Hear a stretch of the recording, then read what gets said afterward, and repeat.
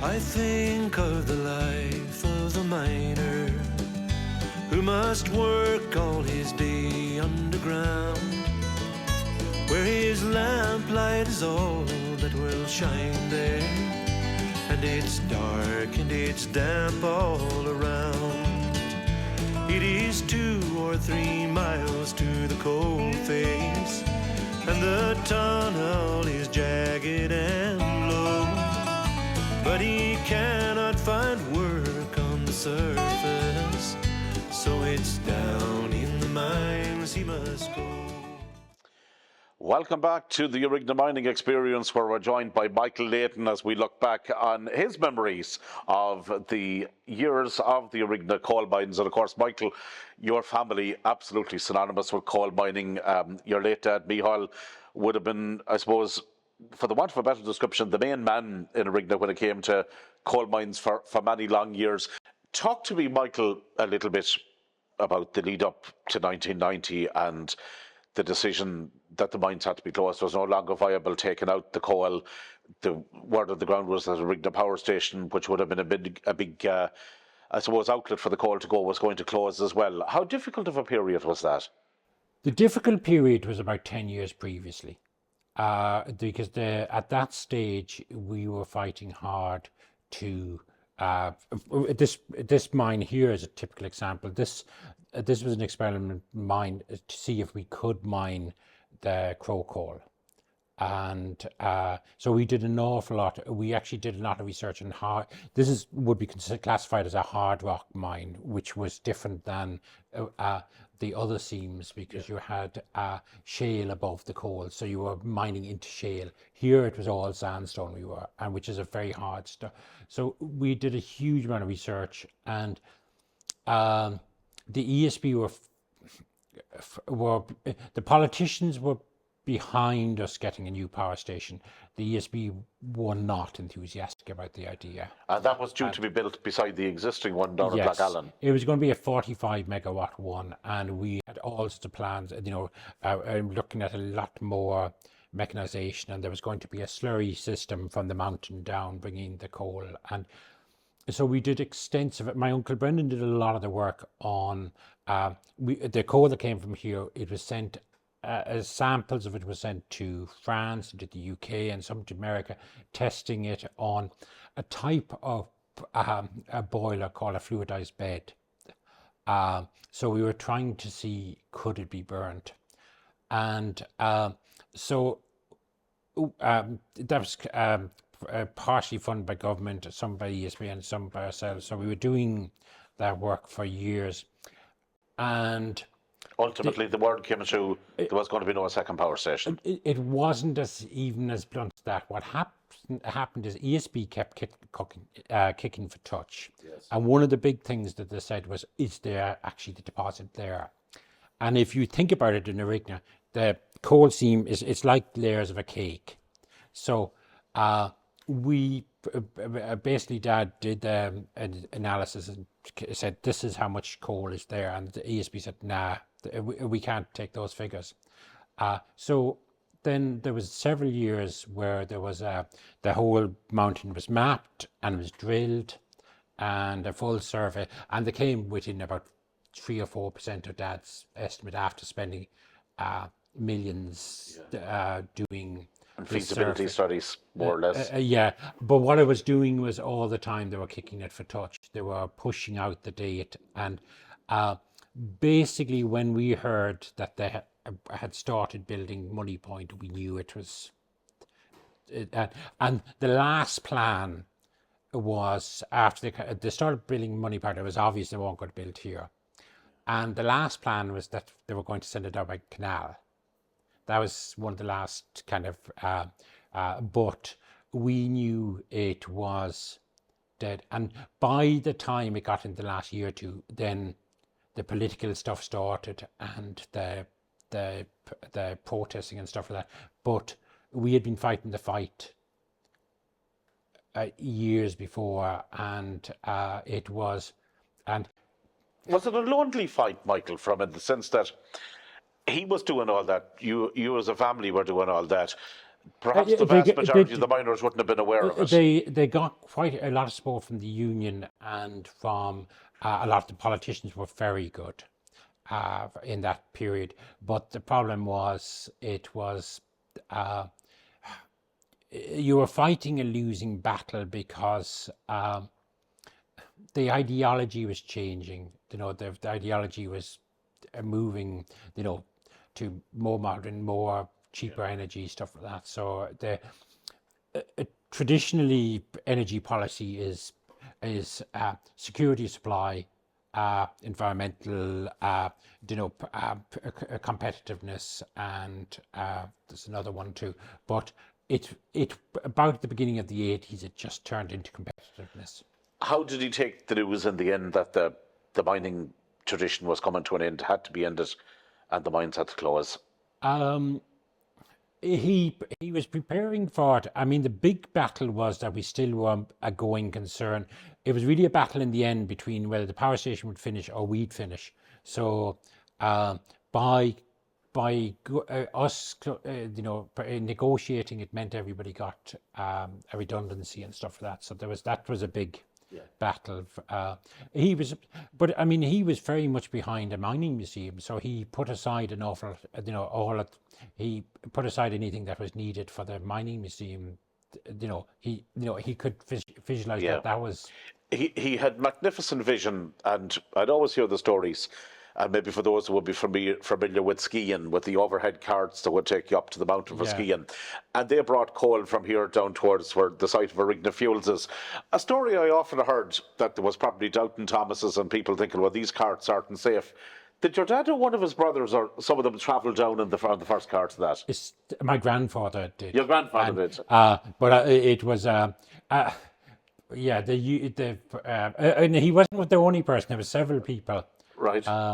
And it was the exact same aerial ropeway as they used down at Ardnacusha for the building of Ardnacusha, because we got all the equipment from when they were mothballing that, so it came up here. So so it was put in the 1930s and stuff. We still but that was an interesting scheme because it was 1937, 38 that was.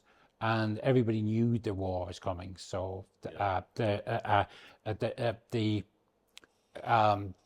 was a mortgage taken out on the mines that stage, and the electricity was brought up, the cable cars were put, not the cable cars, but the aerial ropeway was put in, the electricity to each of the mines, the electric coal cutters were all got.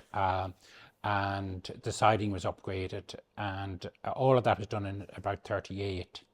And there was a huge strike at that stage because it particularly people like the cartiers that used to bring the coal from the pit down to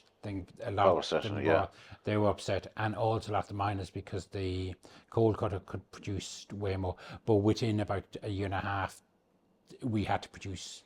Yeah, and that's all in the history of the mines. Final question, Michael, I want to put to you on it. Your family has been connected, still running to Arigna Fuels this very day. I know wind energy is something that you're involved in as well. So in many ways, it's great to see that, I suppose, Leydon link with energy is continuing. One interesting comment I heard today on the radio, and I know it's where Eamon Ryan is out of one of these COP summits, and somebody from a politician from another country that wouldn't maybe be as friendly towards a cleaner environment than Ireland is, made the point to him that fossil fuels are a gift from God and should be used. It's funny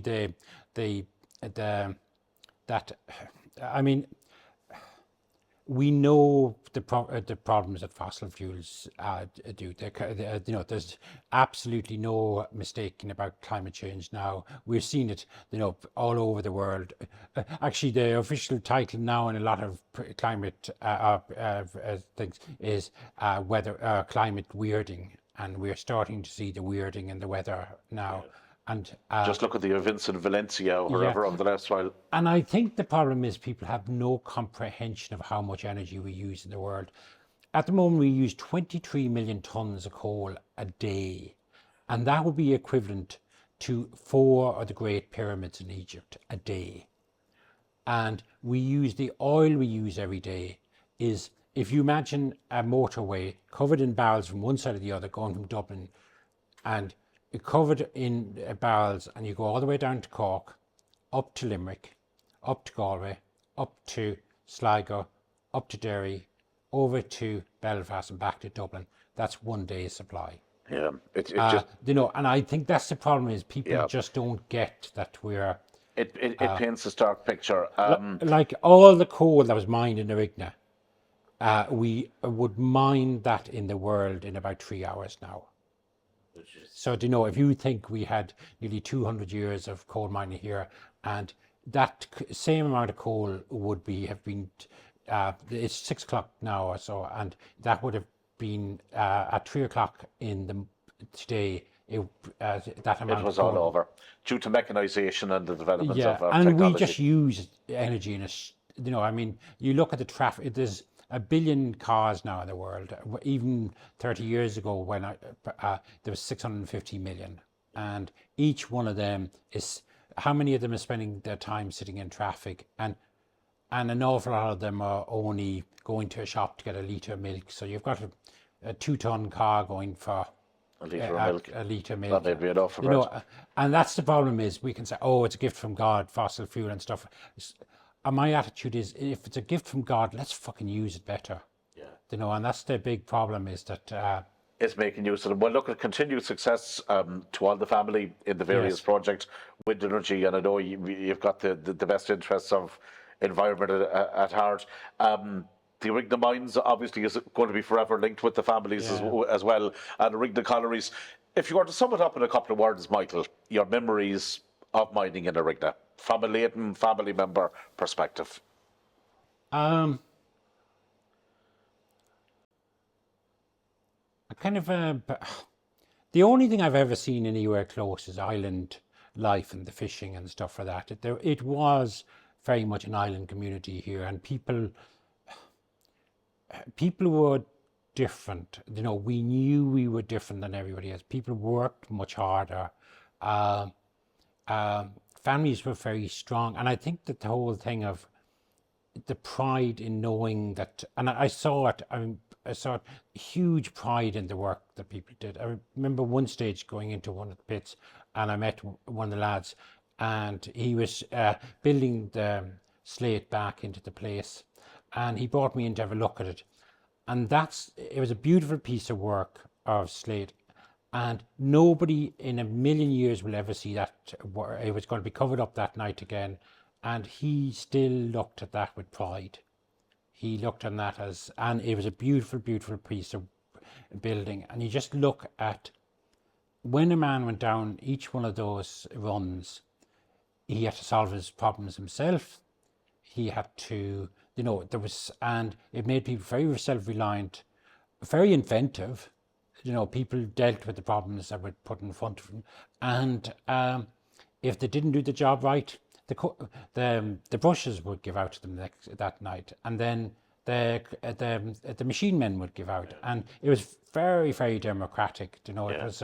You're only as strong as your weakest link. Yeah, the entire operation. and there was, and I don't see that in much work nowadays. That there was as much respect for each other, and I think that was one. And Dad had tremendous respect and